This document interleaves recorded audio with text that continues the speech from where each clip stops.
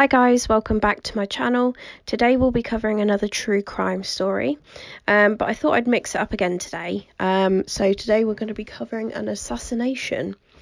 I'm not going to do my usual disclaimer just because there isn't really anything sort of nitty gritty in this story. It's just quite an interesting story and you do learn quite a lot from it. As usual, if you like my content, please like and subscribe. If you have any ideas on new content, please just let me know down in the comments. So let's get on with our story about the assassination of Abraham Lincoln. So Abraham Lincoln died on April 15th, 1865, and he was the first ever president to be assassinated. The main ringleader in the assassination was John Wilkes Booth. However, he did have conspirators that sort of helped him along the way. John Wilkes Booth was born in 1838 in Maryland. He was the youngest of 10 siblings of Junius Booth, who was a drunkard and an actor. John actually followed in his father's footsteps and made his debut in theatre in 1856. In 1860, he actually received a lot of praise for his acting and became very well known.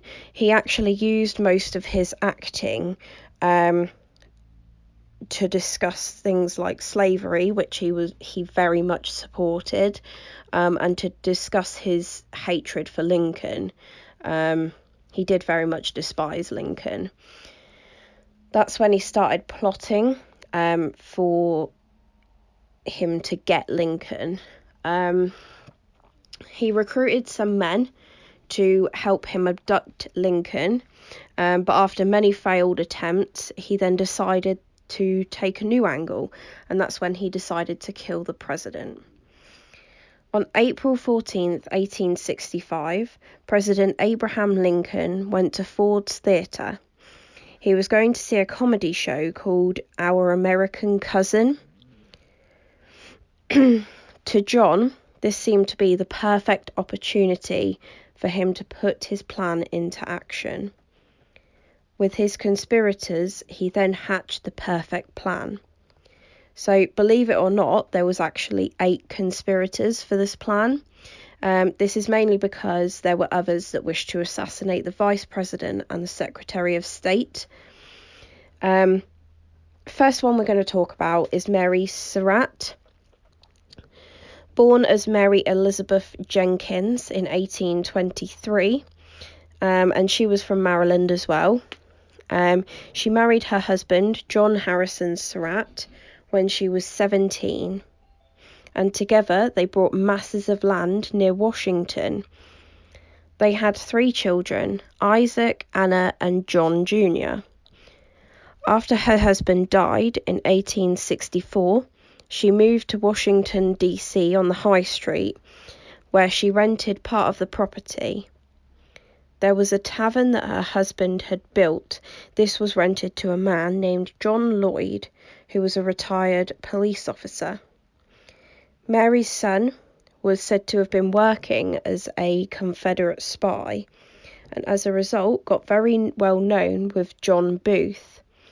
Because of his connection, when John was plotting to kill Lincoln, he felt perfectly at home in Mary's residence, which had become a boarding house. So John Booth was actually living in Mary's residence. This would be how Mary would get involved with the assassination, through her son and John staying in her residence. She even asked Lloyd, the retired police officer that was renting out from her, for help. She asked for some shooting irons ready for some men that would be visiting later that night, which was the night of the murder of Abraham Lincoln. So obviously she'd lied to the retired policeman. Although he was inebriated, Lloyd was then later able to provide a testimony of the appearance of John Booth and co-conspirators that stayed in Mary's tavern. The next conspirator was Lewis Powell. Lewis was given the nickname of Doc as a child due to his love for nursing animals and was described as an introverted youth. Lewis was tasked with assassinating Secretary of State Seward.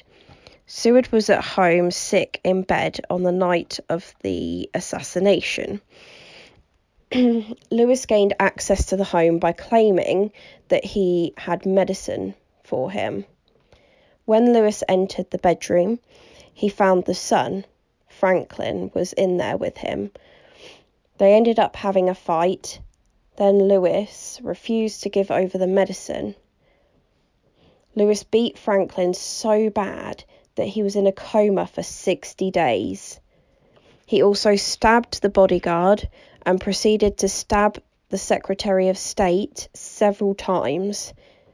He was then pulled off the Secretary of State's body by a bodyguard and 2 other members of the household. He then managed to escape from the house and hid in the cemetery for the night. Accompanying Lewis to the house was David E. Herold. He was to wait outside the house with the getaway horse. After Lincoln was assassinated, David managed to escape DC the same night and met up with John Booth. Then there was George A. Atzerodt. I can't pronounce it. Atzerodt. He was given the task to kill Vice President Johnson. He travelled to the hotel that Johnson was staying at but couldn't kill him. To build up his courage, he drank at the bar. He got very drunk and proceeded to wander the streets of DC, so he didn't do his job, did he? Then there was Edmund Spangler. He was at Ford's, the theatre, the night of the assassination. So, conflicted witness testimonies dispute that his role was to cover up John Booth's escape. He allegedly took down the man that was trying to catch John Booth before escaping himself. And the next person that was part of the plan was Samuel Arnold. He was involved on the 14th of April assassination attempt. However, he was involved in earlier plans to kidnap Lincoln. That's all the information we have on him. Then there was Michael O. Lawlen, I think it's pronounced. It was unclear what his role was in the assassination. However, it was very clear that he was one of the conspirators and part of the group's plans. And you'll find out later on in the story why that is. And then finally, there was John Cerratt Jr. We briefly covered his involvement as he was Mary's son. It was also unclear on his exact part in the plan, but he did play a part on the 14th of April assassination. Although he did claim to be in New York that night, he had fled to Canada and then started an international manhunt for him. So he travelled between England and Rome and later joined a group of soldiers in Rome to protect the Pope. It was when he was visiting Alexandria in Egypt that he was recognised and sent to the US. So Booth himself, as you can see, claimed the right to kill the president for himself because none of the others had done it. In the middle of the play, John entered the box in which Lincoln was watching from and shot him. John's escape led him over the railing of the box, where he landed in the middle of the stage and actually injured his leg. Always one for the flair, John then yelled, "Sic semper tyrannis," which I popped into Google Translate. It's actually Latin, and it means "thus always to tyrant." Not sure what that means. I'm not sure how accurate it is. Anyway, he then continued his escape attempt despite his leg being injured. He was later found holed up in a barn with another one of his conspirators. Although his friend had surrendered, John refused and was then shot. He died soon after on April 26th. John's conspirators were later captured and put on trial and found guilty, and some received life sentences and several were sentenced to execution by hanging. Mary, for her involvement, was sentenced to death. She was the first woman to be executed by the US government. She only asked one thing of her executioner, and that was to not let her fall. She was hanged on the 7th of July, 1865. Lewis was caught when he had returned to Mary's while she was being questioned by the investigators. Lewis attempted suicide while waiting for a verdict. Obviously, he didn't actually die. He was convicted and hanged on the 7th of July, 1865, along with Mary. David was caught with John Booth on April the 26th. Despite his lawyer's many attempts to persuade the court that his client was innocent, he was convicted and hanged on July 7th, 1865, along with Mary and Lewis.